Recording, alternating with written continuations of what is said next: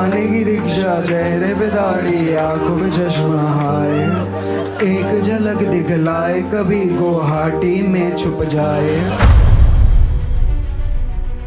सत्यात्मक गाणं केलेलं आहे. सत्य आहे ते त्यांनी जनभावना त्यांनी मांडलेल्या आहेत. आम्ही आज सुद्धा बोलतोय, जे चोरी करतात ते गद्दार आहेत.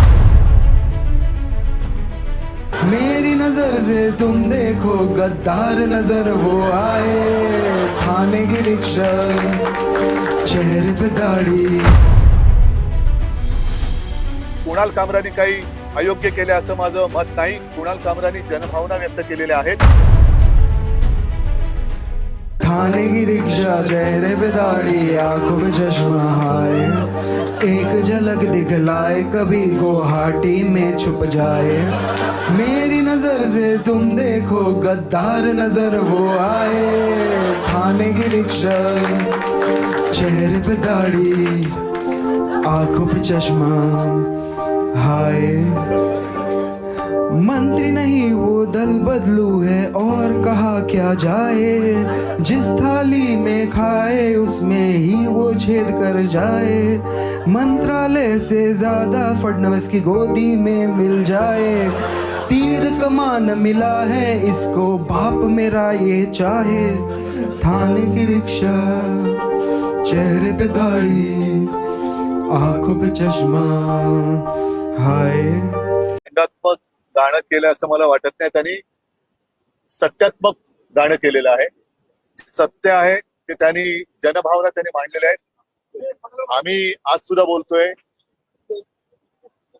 जे चोरी करतात ते गद्दार आहेत.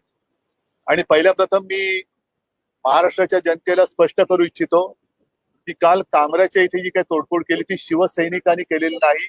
त्याचा शिवसेनेशी संबंध नाही. ही कदाचित एसएनसी गटाने केली असेल किंवा गद्दार सेनेच्या एसएनसी गटाने केलेली असेल. मुळामध्ये हे जे राज्य चाललंय ते छत्रपती शिवाजी महाराजांच्या आदर्शाने चालले की गद्दारांच्या आदर्शाने चाललेलं आहे. हा आता एक सोक्षमोक्ष लावण्याची वेळ आलेली आहे. आणि काल जे भेकड लोक आहेत त्यांना त्या गाण्यावरनं तथाकथित त्यांच्या गद्दार नेत्याचा अपमान झाला असं वाटलं म्हणून तोडफोड केली. हे गद्दार यांना छत्रपती शिवाजी महाराजांचा अपमान करणारा कोरटकर दिसत नाही, राहुल सोलापूरकर दिसत नाही. कोश्यारीने अपमान केला होता तेव्हा कोश्यारींचा निषेध करण्याच्या यांचा धाडस नाही. हे भेकड लोक आहेत आणि गद्दारच आहेत. त्याच्यामुळे कुणाल कामरानी काही अयोग्य केले असं माझं मत नाही. कुणाल कामरानी जनभावना व्यक्त केलेल्या आहेत. आणि मुख्यमंत्री महोदयांना मी सांगू इच्छितो की न्याय सगळ्यांना सारखा पाहिजे. नागपूरच्या दंगलीमध्ये ज्यांचं नुकसान झाले त्यांना नुकसान भरपाई तुम्ही देणार आहात. तसंच कुणाल कामराच्या स्टुडिओची किंवा तिथे जिथे त्यांनी जो कार्यक्रम केला त्या जागेचं ज्यांनी नुकसान केलं त्याची नुकसान भरपाई त्यांना दिली गेली पाहिजे. आणि हे जे भामटे भेकड गद्दार लोक आहेत ज्यांनी काल ही तोडफोड, ज्यांना छत्रपती शिवाजी महाराजांचा अपमान केलेला चालतो मात्र गद्दाराचा अपमान चालत नाही, त्यांच्याकडनं दामदुपटीने वसूल करावी. अभिव्यक्ती स्वातंत्र्यावरचा हल्ला आहे का? अभिव्यक्ती वगैरे सत्य बोलणं हा अभिव्यक्ती स्वातंत्र्याचा हल्ला होऊ शकत नाही. हे सत्य आहे आणि आम्ही तर उघड बोलतोय की हे गद्दार आहेत. त्याच्यामुळे हा अभिव्यक्ती स्वातंत्र्य आलं कुठे ह्याच्यात? आणि अभिव्यक्ती स्वातंत्र्य हे गद्दारांच्या बाबतीत कसं काय तुम्ही म्हणता? गद्दारांचं काय? जिथे त्यांनी उघड उघड चोरी केले, सगळं केलेलं आहे, त्याच्यामध्ये मुख्यमंत्री किंवा पोलिसांचा दरारा कमी करण्याचं काम हे चाललेलं आहे. मुख्यमंत्री आणि गृहमंत्री यांचं काही या राज्यात चालत नाही. आम्ही वाटेल ते करू शकतो असं दाखवण्याचा हा जो प्रयत्न आहे तो वेळेच चिरडून टाकला पाहिजे.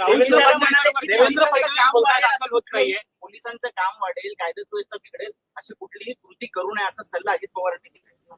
अजित पवारांना मी धन्यवाद देतो, पण मुळात त्यांच्या आजूबाजूला बसणारी लोकच जर असं काम करत असतील तर पहिलं त्यांना आवरलं पाहिजे. त्यांनी राहुल फडणवीस यांनी म्हटलेलं आहे की विरोधी पक्षावरच्या आमदारांनी देखील कुणाल कामराचं समर्थन केलेलं आहे आणि मी नाही करत. केलेलं आहे.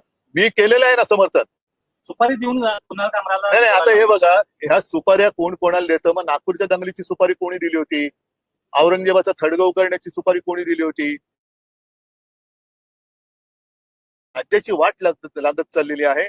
आणि गद्दारांचं उदात्तीकरण जर फडणवीसांना मान्य असेल तर मला असं वाटतं देव सुद्धा त्यांना वाचू शकेल की नाही, त्यांचं पद त्यांचं पद बाळासाहेबांचा वारसा हा एकनाथ शिंदेकडे आहे असं सभागृहात फडणवीस म्हणालेले आहे. ते नाही, हे म्हणतात, म्हणूनच म्हटलं ना होता की छत्रपती शिवाजी महाराजांचा वारसा घेऊन चालायचा का गद्दारांचा, अनाजी पंथाचा वारसा पुढे चालवायचा का संभाजी महाराजांचा, हाच ह्या सरकारला माझा प्रश्न आहे. जर अनाजी पंथ त्यांच्यासाठी आदर्श असतील तर त्यांचं वक्तव्य हे मी समजू शकतो.